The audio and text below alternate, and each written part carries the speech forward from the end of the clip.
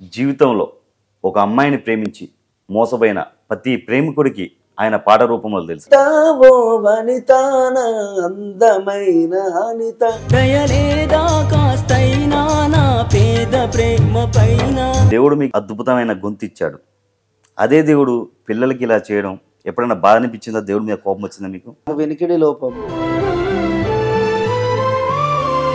Pan shop పెట్టుకోవాల్సిన పరిస్థితి ఎందుకు వచ్చింది అసలు? కార్ ఇస్తా, నీకు ఫ్లాట్ ఇస్తా, అది ఏదన్నా నాకు ఆశ చూపెట్టిండు, ఆఖరికి అవసరం ఉన్నది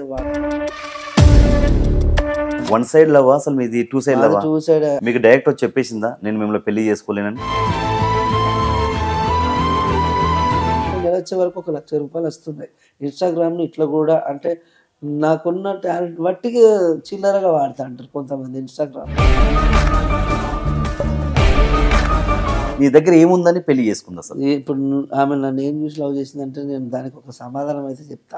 నా చెలిక నన్నే చేరిందే, నా హృదయం ఉరకలు వేస్తుందే. ఏమన్నది? అనిత కోసం అయితే నువ్వు ఇంత పొడుగు రాసినావు, నా కోసం ఒకటే బిట్ రాసినావు కదా అంటే, అరే జనం కొరకు పుట్టిన నేత, జన బంధువు మన పవనన్న, తనకంటూ తిరుగులేదురా. ఒక అమ్మాయిని ప్రేమించి మోసపోయిన ప్రతి ప్రేమికుడికి ఆయన పాట రూపంలో తెలుసు. 16 సంవత్సరాల క్రితం సోషల్ మీడియా లేని టైంలోనే ఎక్కడ చూసినా, ఏ ఆటోలో చూసినా అదే పాట, ఏ షాప్లో చూసినా అదే పాట.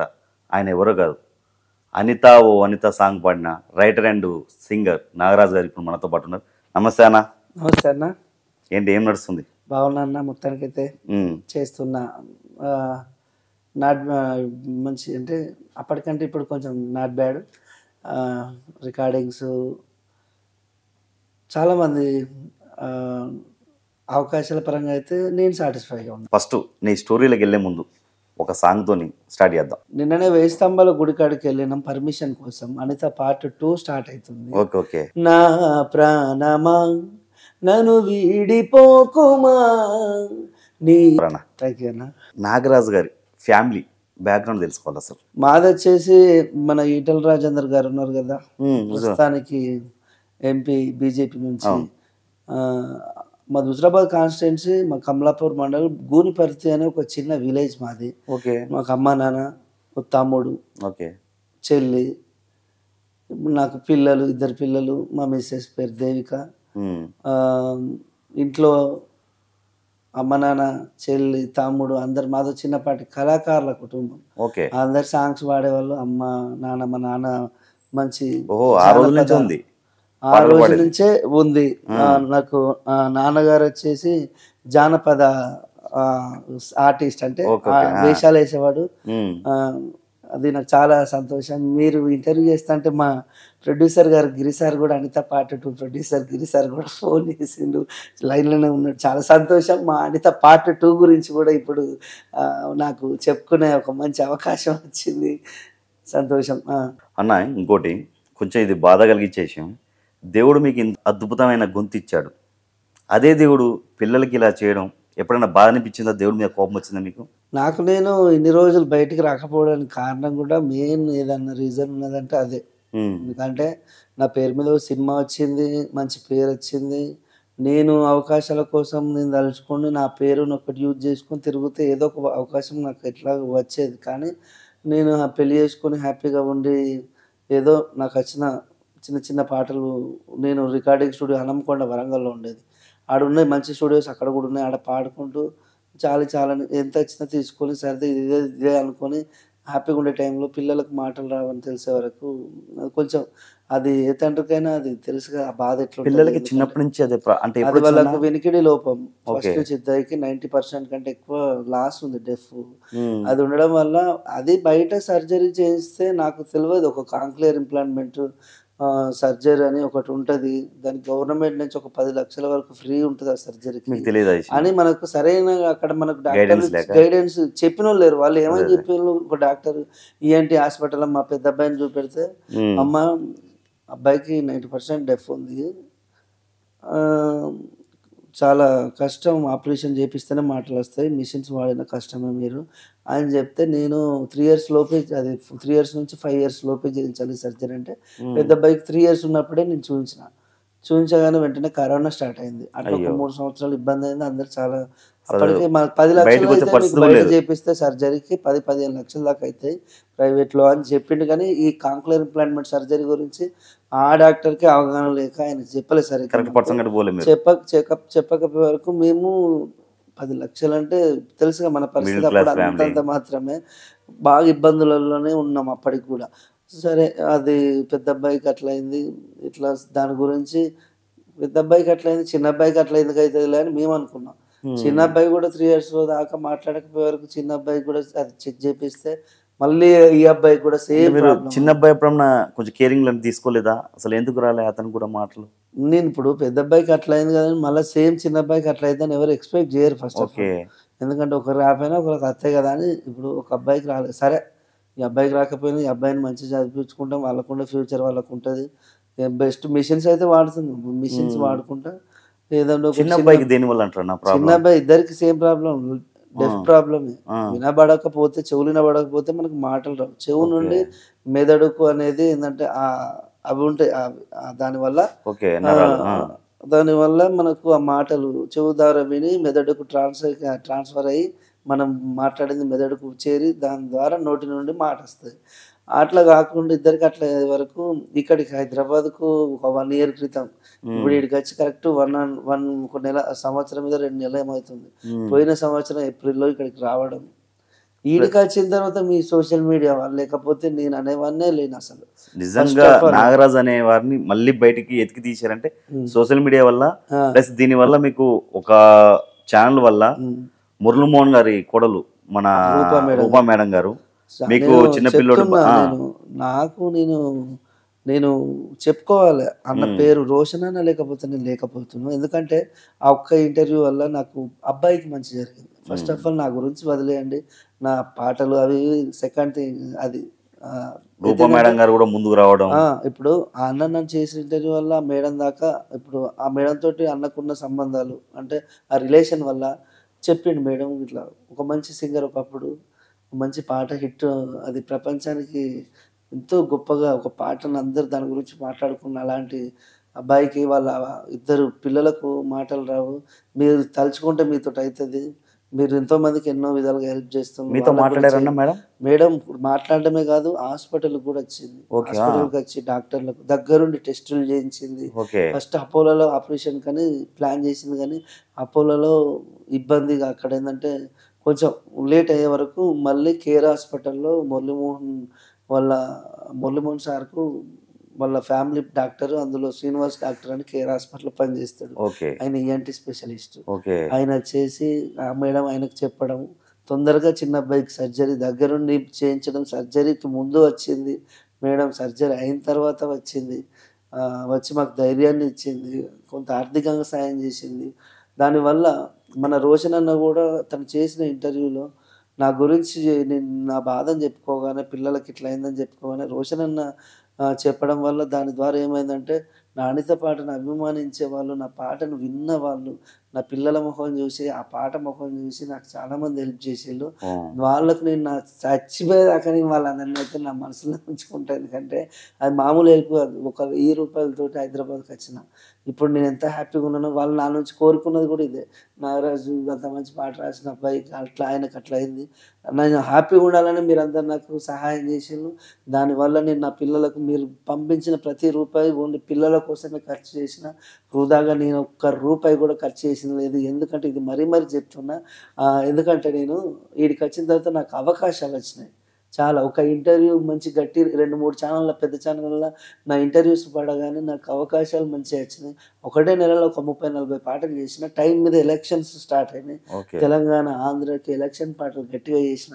అలాగే యూట్యూబ్ లవ్ సాంగ్స్ ఎక్కువ చేసిన. దానివల్ల ఆ అమౌంట్ తోటే నేను ఇప్పుడు నా పర్సనల్ అవసరాలకు యూజ్ చేసుకున్న తప్ప, మా పిల్లలకు వచ్చిన ప్రతి ఒక్క రూపాయి, మా అబ్బాయి వాళ్ళ మిషన్లకు కావచ్చు, స్కూల్కి కావచ్చు, వాళ్ళ బట్టలకు కావచ్చు, లేదంటే నేను వాళ్ళకు ఒక ఇంటికి ఫస్ట్ ఒక రూమ్ కావాలి కదా, ఫస్ట్ ఒక మంచి రూమ్ తీసుకున్నా, వాళ్ళకు సరిపడే అంత నేనైతే వాళ్ళకు సమకూర్చుకున్నా. ఇప్పుడు నా ఫ్యామిలీని బాగా చూసుకుంటున్నా, నా పిల్లల్ని బాగా చూసుకుంటున్నా.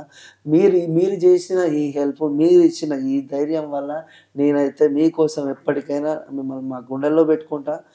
అలాగే మీకు ఎప్పటికీ నేను రుణపడి ఉంటా. మీరు చేసిన సహాయం మామూలు సహాయం కాదు. ఎందుకంటే నా పని అయిపోయింది అనుకున్న టైంలో అయిపోయింది ఆల్మోస్ట్. నేను ఇక నేనేం చేయలేను.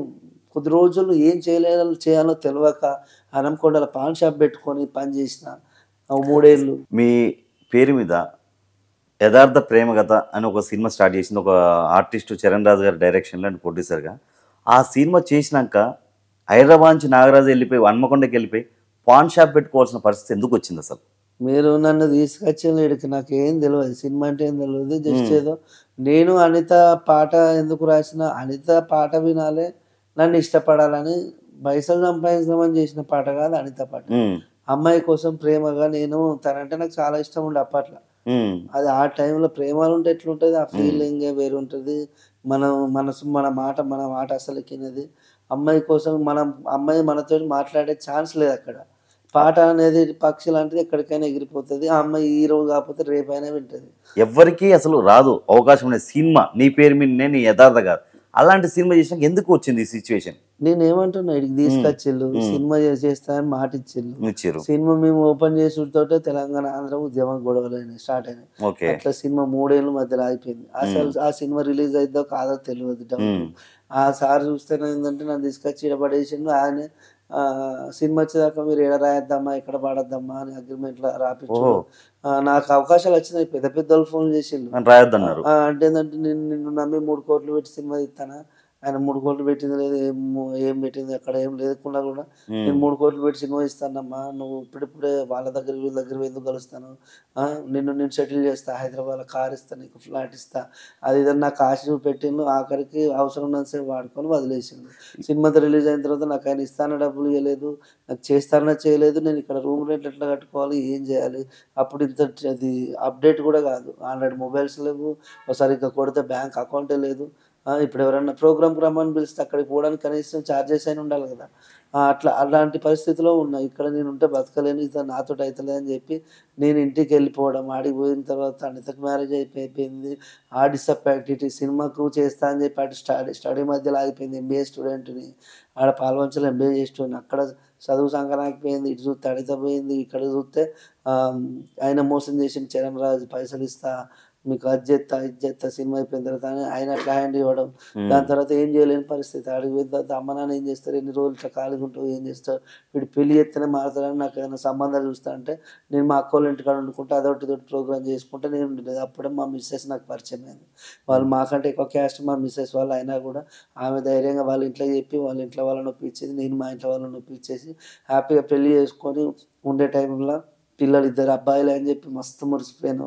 మంచిగా హ్యాపీగా ఉంటాను. కానీ పిల్లలకు మాట రావాలని తిరిగిన హాస్పిటల్ లేవు. అయ్యగారులకు వానికి వీనికి 50 వేలు పెట్టి హోమాలు చేపిస్తే కొంతమంది డబ్బులు తీసుకొని మొత్తానికే కొట్టిన వాళ్ళు, కనీసం వచ్చి కలవని వాళ్ళు అయ్యగారులు ఉన్నారు. అట్లా అప్పుల పాలైపోయినాం. 5-6 లక్షలు అప్పయింది. ఇంటికాడ మా అయ్యకు మా నాన్న ఆయన మునాభా పట్టి మా అమ్మల్ని చదివించడానికి మా కోసం ఎన్నో చిన్నప్పటి నుంచి చేతండ్రైన మా తమ్ముడు ఇప్పుడు ప్రస్తుతానికి వెల్ సెటిల్డ్, సాఫ్ట్వేర్ జాబ్ చేసుకుంటూ హ్యాపీగా ఉంటాడు. మా నాన్న చేసిన అప్పులు 12 లక్షలు అప్పు అయితే మనిషికి 4 లక్షలు అప్పేసిండు. ఈ హైదరాబాద్కి వచ్చిన తర్వాత నాకు తొందరగా నిలదొక్కగలిగిన అవకాశాలు వచ్చినాయి. ఇక్కడికి వచ్చిన తర్వాత మా అమ్మ నాన్న అప్పు తీర్చేసిన, అలాగే ఈ పిల్లల కోసం నేను చేసిన పర్సనల్ ఒక 5-6 లక్షల అప్పు ఉండే, ఆ అప్పు తీరింది. ఇవన్నీ ఏంటంటే నాకు మంచి జరిగింది. అది వాళ్ళు చేసిన సహాయం. నాకేంటంటే ఫస్ట్ నేను ముందుకు పోవాలంటే నేను ఎంతో కొంత ఫైనాన్షియల్గా ఉంటే మనం ఎవరినైనా పోయి కలవడానికి, ధైర్యంగా మాట్లాడడానికి, డబ్బు జేబులో పైసలు ఉంటే ఏముంటుందంటే ధైర్యం ఉంటుంది మనిషికి. ఫస్ట్ మన దగ్గర మొత్తానికి రూపాయలు లేకపోతే ఎట్లుంటుందంటే మనం ఎదుటి వ్యక్తితో కాన్ఫిడెంట్గా మాట్లాడలేకపోతాం. ఫస్ట్ ఆఫ్ ఆల్ ఇక్కడికి ఫంక్షన్కి పోయినా కూడా మనం వేసుకున్న బట్టలను ఇప్పుడు ఇండస్ట్రీ అంటే ఎట్లుంటది, జేబులో రూపాయి లేకపోయినా మెడల గొలుసు ఉంగరాలు అవి ఇవి టిక్కు అవి టక్కు ఇవన్నీ టిక్ చూస్తారు. టాక్ అవి ఉంటే పైనుంచి కింద దాకా చూస్తారు.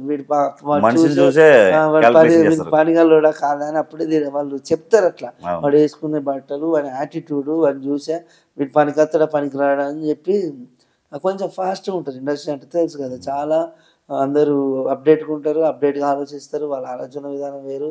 అది కావాల్సి ఉంటే ఎంత ఎదిగినా ఒదిగి ఉండడం ముఖ్యం ఇక్కడ. ఎందుకంటే మనకు పేరు వచ్చింది. ఇప్పుడు నాకున్న పేరుకు నేను మస్తు బిల్డప్ మెయింటైన్ చేయొచ్చు.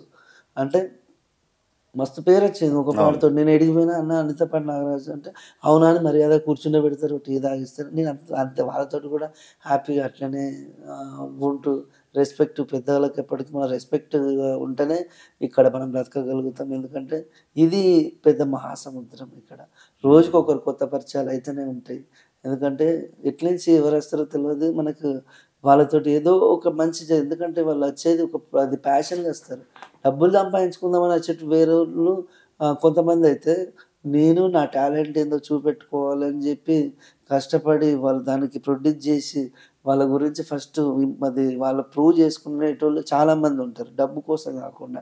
అట్లా మంచి పరిచయాలు ఏర్పడితే కొత్త పరిచయాలు అనేది ఇంపార్టెంట్. వాళ్ళ ద్వారా మనము ముందుకెళ్ళిపోవచ్చు. అలాగే మనం కూడా వాళ్ళకి చేసే పనికి కూడా నేను రీజనబుల్గానే ఉంటూ వర్క్ చేస్తున్నా కాబట్టి చాలా సంతోషంగా. మీరు పెళ్లికి ముందు పాన్ షాప్ లో పనిచేశారా, పెళ్లి అయినాక చేశారా? పెళ్ళైన తర్వాత నాకు పాటలు చేస్తే ఎంత మంచి పాట రాసినా అనకొండ వరంగల్లో వాడు 1000 రూపాయల కంటే ఎక్కువ ఇస్తలేడు. అలాంటి అప్పుడప్పుడు 100కి 50కి పాటలు రాసి ఇచ్చిన రోజులు ఉన్నాయి. ఓకే. అంతేందుకు కొద్ది రోజులు డ్రింక్ అడిక్ట్ అయితే ఎవడైనా బీర్ రాయితే మంచి పాట రాసిన రోజులు ఉన్నాయి. అలాంటి సిచ్యువేషన్ అలాంటి ఫేస్ చేసి నేను ఉన్న ముచ్చట్లు వాస్తవాలు చెప్తాను నేను. ఓకే. అంటే అప్పుడు నాకున్న సిచ్యువేషన్, నాకున్న మెంటల్ టెన్షన్స్, తినడానికి ఎవడన్నా నాకు తాగిపిత్త పాట రాసిన రోజులు ఉన్నాయి, తినిపిత్త పాట రాసిన రోజులు ఉన్నాయి. అంతెందుకు నాకు ఎప్పుడన్నా 1000కి 2000కి పైసలు లేకపోతే పాట మీరు మీ పేరు వేయించుకుంటారు కానీ నాకు పైసలు ఇస్తే చాలు, నాకు బొచ్చడి పేరు ఉన్నది అని అట్లా 100 పాటలు వేరేటోళ్ళ పేర్లు వేయించిన పాటలు, హిట్ సాంగ్స్ ఎన్నో ఉన్నాయి యూట్యూబ్లో. అసలు కావాల్సి ఉంటే సరే వాళ్ళు నాకు సహాయం చేసింది, వాళ్ళ పేర్లు చెప్పుకోవాలి. వాళ్ళ వల్ల నాకు ఇంట్లో బియ్యానికి ఉప్పుకో పప్పుకో వాళ్ళు చేసిన సహాయం నాకు ఉపయోగపడ్డది. దాని ద్వారా నాకు ఓకే. ఎవరైనా కానీ నన్ను ఎట్లా అంటే అందరూ వాడుకునేటోళ్ళు ఏమి ఉండరు ఇండస్ట్రీలో.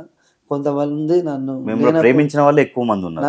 నేను ఎవరికి ఏం అన్యాయం నేను కావాల్సుకొని ఏ వ్యక్తికి నేను ఎప్పుడు అన్యాయం చేయలేదు. ఎందుకంటే నేను ఎవరికన్నా బాగా ఇబ్బంది పెట్టిన వ్యక్తి ఎవరైనా ఉన్నారంటే అనితనే. ఎందుకంటే ఆ అమ్మాయి ఆ పాట ఎక్కడ పడితే అక్కడ వినబడడం, దానివల్ల ఆమె డిస్టర్బ్ కావచ్చు, బాధపడవచ్చు, కుంగిపోవచ్చు. కానీ నేను ఆ ఉద్దేశంతో చేయలేదు. అది కూడా ఇప్పుడు చెప్తున్నాను. వన్ సైడ్ లవ్ అసలు మీది two side love? Two side. అమ్మాయికి నేనంటే చాలా ఇష్టం. కానీ అక్కడ ఉన్న ఆ పెద్దల వాళ్ళ ఇంట్లో వాళ్ళ ప్రాబ్లమ్స్ కావచ్చు, వాళ్ళ ఫ్రెండ్స్ తోటి ప్రాబ్లమ్స్ కావచ్చు, 10 మందికి తెలిసిన పరువు పోతుంది, లవ్ ఇవ్వంటే నేను ఫస్ట్ ఆఫ్ ఆల్ ఒక మ్యాటర్ ఏంటంటే మీకు డైరెక్ట్ వచ్చి చెప్పేసిందా నేను మిమ్మల్ని పెళ్లి చేసుకోలేనని? చెప్పింది అమ్మాయి. చెప్తేనే కదా నేను రాసింది పాట. ఇప్పుడు ఫస్ట్ మంచిగా ఉన్న నాతోటి మంచిగా క్లోజ్గా ఉన్న అమ్మాయి ఒకటేసారి ఇట్లా అనే వరకు కొంచెం బాధతోటి నేను బేసిక్గా నేను ఒక ఆర్కెస్ట్రా సింగర్ని. ఆమె వల్ల నన్ను రచయితని చేసింది, ఒక కవిని చేసింది. నాకు అప్పటి వరకు పాటలు రాసే ఉద్దేశం లేదు. నేను అంతగానో పెద్ద సాహిత్యాన్ని తెలిసిన వ్యక్తినే కాదు. ఇప్పుడు పుస్తకాలు చదువుతూ అనిత పాట నా మనసులో ఉన్న ఫీలింగ్స్, అది పుస్తకాలు చదివి రాసిన పాట కాదు. అది నా లోపల ఏమనుకుంటానో అవి ఆ మాటలని ట్యూన్ చేసి రికార్డింగ్ చేసినాం. అది ఆ అమ్మాయి వెంట సరిపోద్ది అనుకుని సరదాగా ప్రేమతోటి ఆ అమ్మాయి కోసం చేసిన పాట. అది ప్రపంచం తెలుగు వాళ్ళు ఎక్కడ ఉన్నారో అక్కడ అందరికి రీచ్ అయింది. చిన్న పెద్ద నుంచి ప్రతి ఒక్కరు ఆ పాటను ఆదరించినది. ఇప్పటికి కూడా ఒక పాటను 16 ఏళ్ళు అయినా కానీ గుర్తుంచుకోవడం అంటే అది మామూలు ముచ్చట కాదు. ఎందుకంటే ఎంత పెద్ద సినిమా పాటలైనా ఒక 2-3 రోజులు వింటే సినిమా ఉన్న రోజులు వింటారు, తర్వాత మళ్ళీ కొత్త పాట రాగానే దాని గురించి మొత్తానికి మర్చిపోతారు. కొంతమంది మా ఫ్రెండ్స్ ఉన్నారు, ఈ పాట వల్ల ఈ పాటని ఇరిపోవాలనుకున్న వాళ్ళు కూడా కలిసి ఇప్పుడు ఫ్యామిలీగా ఉన్నారు. అవును, చాలా మంది ఉన్నారు. మీకు అలాంటి సిచ్యువేషన్, ఒక అద్భుతమైన సిచ్యువేషన్ చెప్తా. విజయవాడలో ఒక ఫ్యామిలీ ఉంటుంది. ఆయన పేరు వచ్చేసి అనంత్. ఓకే. వాళ్ళ మిస్సెస్ పేరు అనిత. అప్పుడే రీసెంట్ గా మ్యారేజ్ అయిందంట. 1 year మంచి కలిసి ఉన్నారంట, కలిసి హ్యాపీగానే ఉన్నారంట. ఆ తర్వాత చిన్న చిన్న గొడవల వల్ల విడాకులు దాకపోయిందట వాళ్ళ కథ. అప్పుడే ఆ టైంలో అనిత పాట రిలీజ్ అయిందట. ఆ అమ్మాయి విడాకులు దాకపోయిన అమ్మాయి నా హస్బెండే నా కోసం ఇంత ఫీల్ అవుతూ నా కోసం పాడతాడని రియలైజ్ అయ్యి మళ్ళీ ఆ అమ్మాయి ఆయన దగ్గరికి వచ్చేసిందంట. ఆయన నాకు ఫోన్ చేసి సుమన్ టీవీలో నా ఇంటర్వ్యూ చూసి ఫోన్ చేసి అన్న పలానా సో అండ్ సో నా పేరు గీది, మా మిస్సెస్ పేరు అనిత. ఒకప్పుడు మేము విడాకులు దాకా పోయినామన్నా, నీ పాట అప్పుడే రిలీజ్ అయింది, నా కోసం మా మిస్సెస్ నేనే పాడతానా అనుకొని ఆ ఫీల్డ్లోకి అట్లా ఇమాజిన్ చేసుకొని మళ్ళీ నా కోసం వచ్చింది. ఇప్పుడు 2 పిల్లలు, మేము హ్యాపీగా ఉంటాం. మీ పిల్లలకి ఇట్లా అయిందంటే మీరు లేకపోతే మాకు 2 పిల్లలు లేరు, నా మిస్సెస్ లేదు, నేను లవ్ చేసి పెళ్లి చేసుకున్నా, లేకపోతే నేను బతకపోతున్నా, ఇదివరకు ఇప్పుడు చచ్చిపోతున్నాను, నువ్వు చేయబట్టి నేను ఇప్పుడు బతుకున్నా అని చెప్పి ఆయన ఫోన్ చేసి నా దగ్గరికి వచ్చి పిల్లలకు కలిసి 20,000 చేతిలో పెట్టి పిల్లల ట్రీట్మెంట్కి ఉపయోగపడుతుంది, నేను ఒక ఎంప్లాయీని, మీకు ఎప్పుడైనా అవసరం వస్తే నాకు కాల్ చేయండి అని నెంబర్ ఇచ్చి పోయిన. అట్లా చాలామంది. మీకు ఇంకొక సిచ్యువేషన్ చెప్తా. వనస్థలిపురం అని చెప్పేసి ఇక్కడ ఉప్పల్ దగ్గర అటు సైడ్ ఎల్బీ నగర్, ఆ వనస్థలిపురం నుంచి ఒక 10 మంది సెంట్రింగ్ పని చేసుకునే పిల్లగాళ్ళు, ఒక యూత్. ఓకే. ఆ ఇంటర్వ్యూ చూసి నా నెంబర్ చూసి ఫోన్ చేసి, అన్న మాదో చిన్న యూత్ అన్న, మేము ఇట్లా కూలి పని చేసుకునేటోళ్ళం, మీరు అడ్రస్ పెట్టండి అన్న, మేము వచ్చి మిమ్మల్ని కలుస్తామంటే నాకు మొత్తానికే తినడానికి తిండి కూడా లేదనుకొని వాళ్ళు 3 నెలలకు సరిపడే సరుకులు 10 మంది పిల్లలు మనిషికి 1000 రూపాయలు వేసుకొని 10,000 పట్టుకొచ్చి, అన్న మీరు ఏం పని చేయకండి అన్న, మీ అనిత పాట అంటే మాకు ప్రాణం ఇష్టం, ఒకప్పుడు ఆ పాట మేము ఒక రోజుకి ఒకసారి అన్న వినంది మేము పాడుకోము, అంత ఇష్టం మీరంటే, మీ పాట అంటే, మీరు సచ్చేదాకా మిమ్మల్ని మేము కూర్చుండబెట్టి చేస్తామన్న, వదిలను నిన్ను పిల్లల్ని మేము పని చేసి చేస్తాం, మీకు ఒక రూమ్ ఇస్తాం, మీరు వచ్చి మాతో ఉండండి అన్న, మీరు బాధపడకండి, మేము మిమ్మల్ని పోషిస్తామన్న అంటే, ఇంతగానం ఒక పాటను ఇష్టపడితే ఇంతగానము ప్రేమిస్తారు.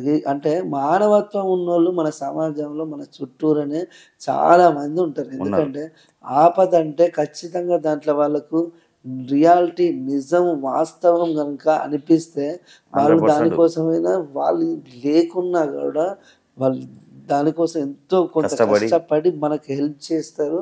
అది చాలామంది దానికి నేనే నిదర్శనం, వాళ్ళే నిదర్శనం. ఎందుకంటే వాళ్ళని నేను ఒక్కొక్కడు నాకు ఏడ్చుకుంటే పైసలు పంపించాలి ఒక్కొక్కరు.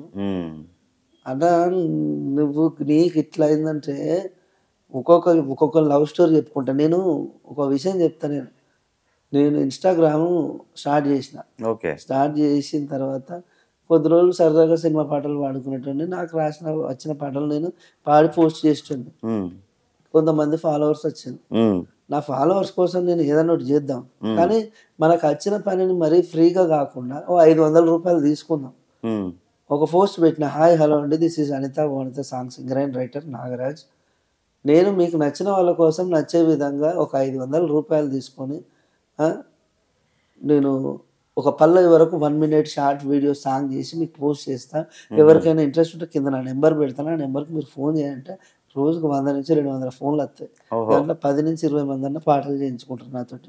అంటే రోజుకి ఇన్స్టాగ్రామ్ పేరు మీద ఒక 5,000 నుంచి మధ్యలో ఒక 10,000 మధ్యలో, అంటే మినిమం ఒక 5,000 వేసుకోండి, ఓ 2-3 వేలు వేసుకోండి, సరిపోతాయి. అంటే నెల వచ్చే వరకు 1,00,000 రూపాయలు వస్తున్నాయి.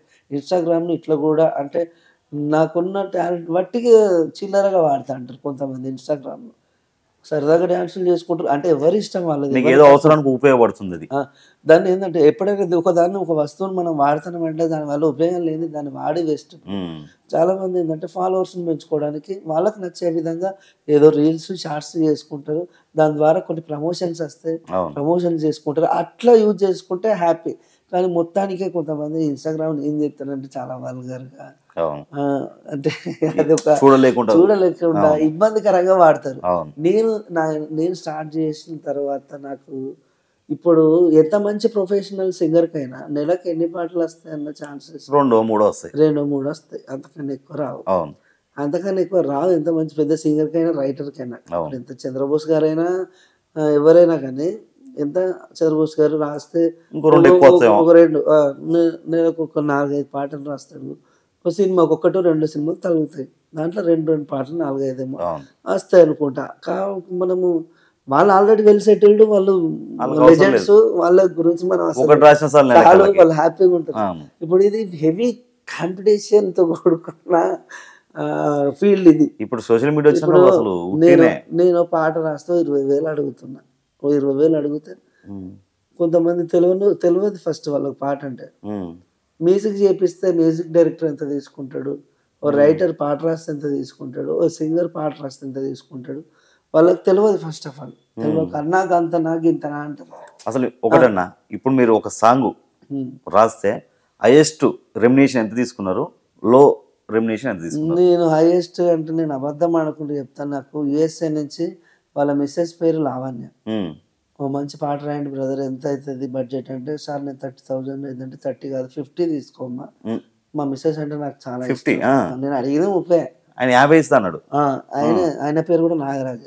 నీ పేరు కూడా, నా పేరు కూడా నాగరాజ్ బ్రదర్. నాకు నేను హైదరాబాద్ కలిసి వస్తున్నాయి, అక్కడ అనిత ఇక్కడ నాగరాజు. లావణ్య ఆ అమ్మాయి పేరు. ఆ అమ్మాయి పేరు కోసం పాట రాయాలంటే నేను తనకు అద్భుతంగా చిరు చిరు నవ్వుల జిలిబిలి పలుకుల నా చెలి అందం ఎంత మధురం, కురిసిన మంచుల తడిపొడి పెదవులపై సిజ్జేయికనా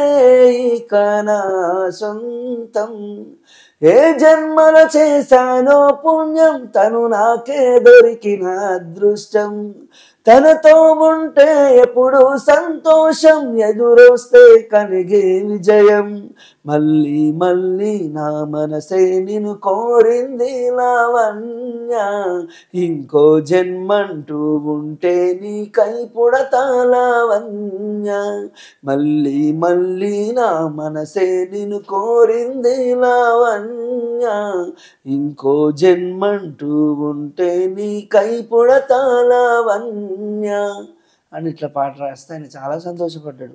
దాని తర్వాత వాళ్ళ కూతురు మీద ఒక పాట చేయించుకున్నాడు. వాళ్ళ నాన్నగారు చనిపోతే వాళ్ళ నాన్నగారు మీద ఒక 3 పాటలు అవకాశం ఇచ్చాడు, మంచి రెమ్యునరేషన్ ఇచ్చి. నేను లాస్ట్కు తక్కువలో తీసుకున్న బడ్జెట్ అంటే హైదరాబాద్కి వచ్చిన తర్వాత మినిమం నేను అడగడమే తక్కువ అడుగుతా, తక్కువ తక్కువ 20,000 అడుగుతున్నా. వాళ్ళు 10 ఇచ్చినా చేస్తున్నా, 15 ఇచ్చినా చేస్తున్నా, 20 ఇచ్చినా చేస్తున్నా. ఇప్పుడు కొంతమంది మీతో పాటు రాపించుకోవాలనుకుంటది, కానీ 10,000 ఇవ్వలేను, నేను ఒక 7,000 ఇస్తా, 8,000 ఇస్తా తప్పకుండా చేసి ఇచ్చిన. నేను ఏమంటాను, ఒకప్పుడు 100కు 1000కి పాట చేసిన 5-6 వేలు వస్తానంటే నేను ఎట్లా వదులుకుంటా? మీరు ఒకటి చూడండి. ఎందుకంటే అడుగుతా, నేను ఇచ్చే పాట కూడా అట్లుంటది. ఇప్పుడు నాకు 10,000 పెట్టి నాతో పాట రాపిస్తానంటే దానికి 10 ఇంతలు వాళ్ళకి హెల్ప్ అవుతుంది, నా పేరు నా పాట. అంతే తప్పితే నా పాట వల్ల నేను చేసిన ఒక్క పాటతోటి ఒక 10 ఛానల్ మానిటేషన్ అయినాయంటే మీరు నమ్ముతారా?